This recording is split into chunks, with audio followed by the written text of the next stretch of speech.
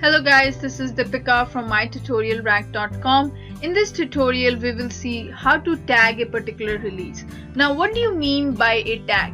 Tag means you can make it official. So let's say this particular point in time, that's a stable website release that we have. So whatever the state of code right now we have, it's the stabled one. Okay, from now onwards I can make some crazy changes, but I still want to go back and come back to this point in time whenever I want to. So let's tag this as an official release. So let's say this is an official release, and whatever we're going to do next from here will be part of the next release. Okay, so let's assume that.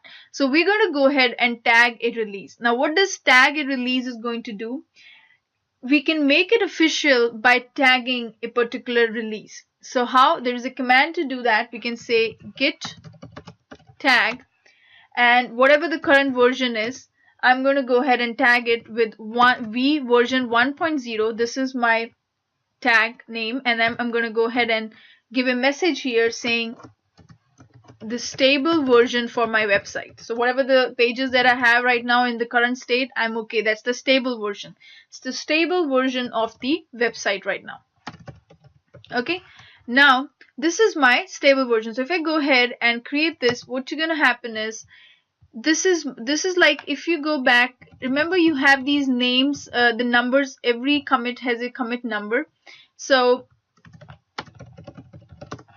instead of this number, what we called it as like a v1.0, it's like better way instead of giving a number. So we have given a tag to it that is called version 1.0, and that particular we can anytime come back to this version whenever we want. Okay, so let's go ahead and make a small change first, and then we'll come back to this particular place and we'll revert back our changes and we'll come back to this stable version. Okay, so what we're going to do is, at this point, we're going to go ahead and add a new file, and we'll call it as crazy.html. Okay, so we have created a tag. Now I'm going to go ahead and add a file, and I'm going to call it as crazy.of.html. So this is the name of my file that I'm going to go ahead and add.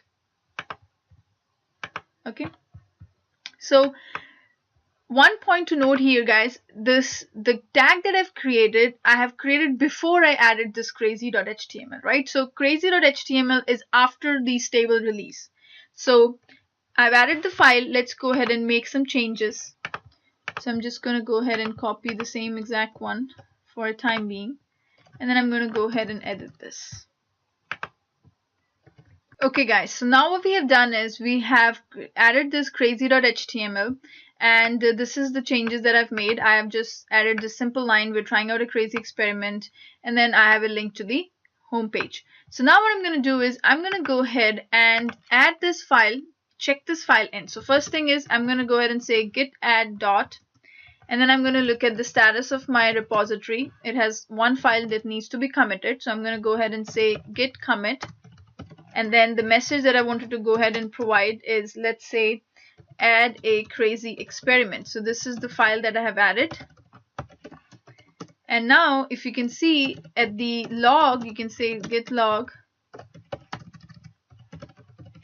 And now you have that, okay, you have added this particular commit here, which is this one. Now if you wanted to go back, right now if you go back to your folder, you will see there is 4 files present: blue, crazy, index, and orange. Let's say you wanted to go back to your stable version, or you want to view the stable version, not revert back, but viewing the stable version. So the stable version did not have the crazy file. So how you can go ahead and go back to the previous version?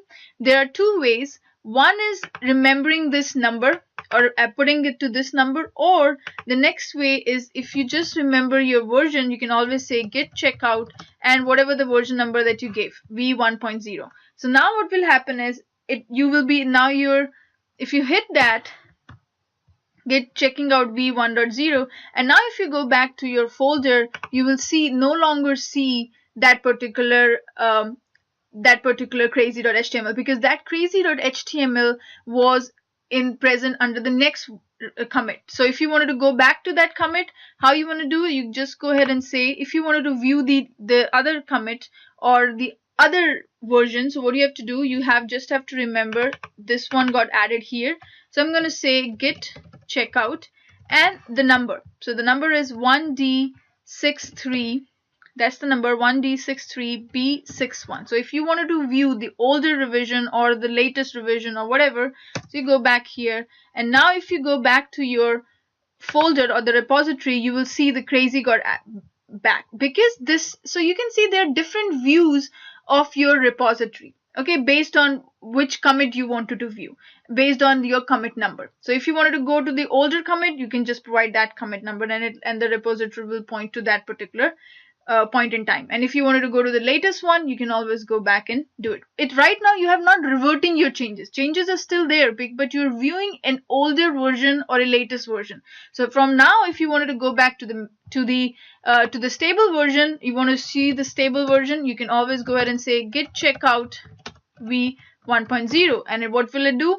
Now your repository is pointing to your stable version. Now if you want to go back and want to go to the other number, you can always go ahead and look at what number it is by providing that number, and you can see that particular repository by that commit number. Now let's say I just want to go ahead and revert that commit. I don't want that commit at all. Okay, so how you can go ahead and do that? First you need to go ahead and come to the master. So you need to always come back to the master. So now if you go back here, this is your, if you go ahead and refresh it, now you are coming as to the master here. Okay, so this is your master, and now you want to revert back your change. How you can revert back? Right now your master has all these four, your master branch has all these four files. Now if I wanted to go ahead and revert the last commit, there is a command. You can just have to say git revert, and which commit you want to revert. This is the commit that I'm not interested in, okay, or whichever commit that you wanted to go back to, okay, where you have added your let me go back, and before that let's go ahead and do a log one more time in the master. So I wanted to go back or revert this particular change. I'm not interested in it right now. If you look at your master has 4 files. Now I'm going to go ahead and revert this particular commit number, which is 1D63B61. okay, this is the number I wanted to revert. This is the commit I wanted to revert. If you do that, it has reverted that particular commit. Since we have not added the message, what it does is it automatically adds the message. So we can just go ahead and exit this window, and now if you go ahead and look at your directory, you will see that the crazy.html has been removed. And if you wanted to look at your commit history, you will see that particular commit that revert added create. So we have reverted this particular commit. So the changes have been reverted. It's not that, there are two things. One is looking at your older revision, and the second thing is reverting back to the older. So to revert, you have to use the revert command. And if you want to look at the older revision, you can just say git checkout and that revision number or your commit number. Okay, so there are two things here. You need to make sure you know the difference between these two. If you want to see the older changes that you made, you can always go ahead and look it up by your commit number. Or if you wanted to create a tag, you can create a tag if you're finally satisfied that, okay, this is my stable product and I wanted to give a release version to it, or this is my official release. You can create a tag for it. Okay, this is the easier naming convention rather than using this number. Okay, so you give a tag to your stable version. If you wanted to go ahead and revert back your commit, if you made a commit and you want to revert back, so there is a command called git revert to revert back your changes, and then you have to provide your revision number or your commit number, whatever you want to say.